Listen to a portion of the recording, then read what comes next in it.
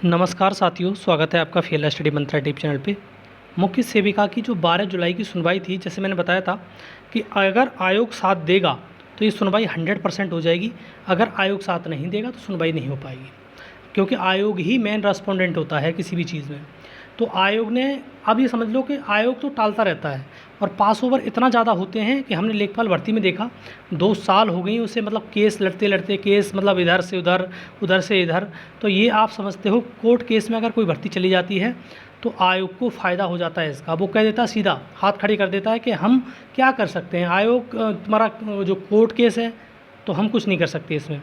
लेकिन आपको इसमें थोड़ा सा भागीदार बनना पड़ेगा, थोड़ा सा अपना योगदान देना पड़ेगा। और योगदान किस प्रकार से, मैंने कहा था कि एक टीम बनाइए आप, और थोड़ा सा टीम बना के वर्क करिए, और सचिव जी और अध्यक्ष जी नए आए उनसे मिलिए, और उससे क्या होगा, आपकी जो पैरवी होगी, आपके केस की जो पैरवी होगी वो अच्छे से होगी। अगर आयोग चाह लेगा तो ही कुछ होता है। अब ये समझो कि आप नहीं चाहोगे तो फिर कुछ नहीं होगा, कि आप आयोग पे छोड़ दोगे, आयोग तो कुछ मतलब ही नहीं है आयोग को। आपकी भर्ती है, बहुत बड़ी भर्ती है, और आप अगर चाहोगे तो जल्दी से जल्दी भर्ती कंप्लीट भी हो जाएगी। अन्यथा की स्थिति में जैसे 12 तारीख को हुआ है उसी प्रकार से आगे प्रक्रिया चलती रहेगी। मैं कोर्ट केस की अपडेट दिखा देता हूँ आपको एक बार में। और ये देखो, ये कोर्ट केस पुराना ही है, 19/224/2022, और 1 सितंबर 2022 को ये फर्स्ट हियरिंग हुई थी इसकी। बहुत दिन हो गए इसको चलते चलते केस को, और ये जुलाई में इसकी हमारी जो 2024 चल रहा है। अब ये सारे का सारा आप देखते जाना कैसे कैसे ये पूरा पेंडिंग एंडिंग दिखाता रहेगा। आइए वगैरह नंबर, हमें हियरिंग देखनी है। अब देखो हियरिंग देखो यहाँ पे, अब हुआ क्या है, ये जो केस होता है, पहली हियरिंग तो होती है फ्रेश में, बाद बाकी जाती है सबरी अनलिस्टेड और तुम्हारी एडिशनल में। तो अभी जो 12 तारीख को केस हुआ था, अब देखो यहाँ पर ऑनरेबल जस्टिस अजीत कुमार 12/7/2024 देख रहे हो आपको, ये पीओ का मतलब है पास ओवर मिल गया। पास ओवर का मतलब है पार्टी प्रेजेंट ही नहीं हुई, यही होता है। और ये नहीं है ऐसे कि अभी नहीं हुई, बहुत दिनों से यही चलता रहता है इसमें।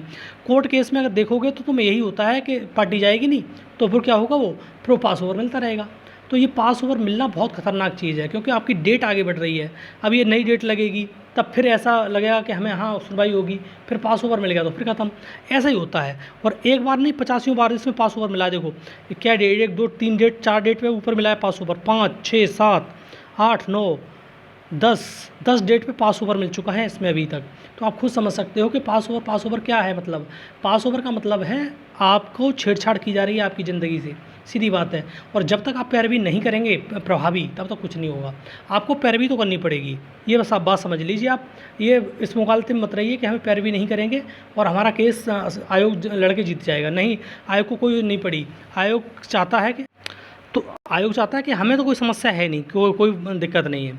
और ये देखो, पहले के जितने भी तुम्हारे जो वो हुए हैं, तुम्हारी सुनवाई हुई है, उनके ऑर्डर आ गए हैं। 4/7/2024 का भी आ गया है, लेकिन 12 वाले का नहीं आया। तो 12 वाले का जब आएगा तो मैं आपको बता दूंगा।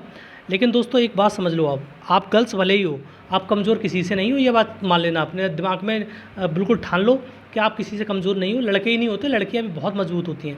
तो आप ये समझो कि आप अपनी एक प्रभावी ढंग से पैरवी करवाइए, एक टीम बनाइए, और आयोग के सचिव जी से, अध्यक्ष जी से मिलिए।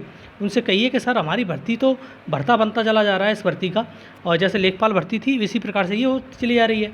अब देखो, पैट 2021 से 3 बड़ी भर्तियाँ निकली, एएनएम और तुम्हारी लेखपाल और तुम्हारी ये वाली मुख्य सेविका वाली।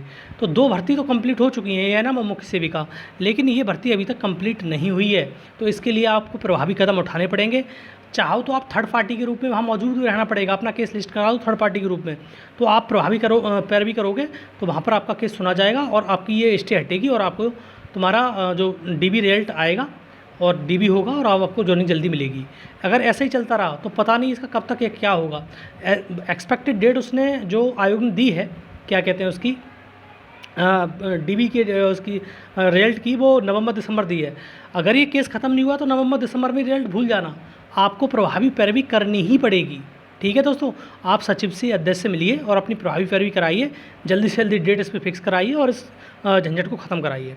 यही इन्फॉर्मेशन थी जो मेरे को आपको देनी थी, और इन्फॉर्मेशन अच्छी लगती है तो लाइक शेयर कर दिया करो। धन्यवाद।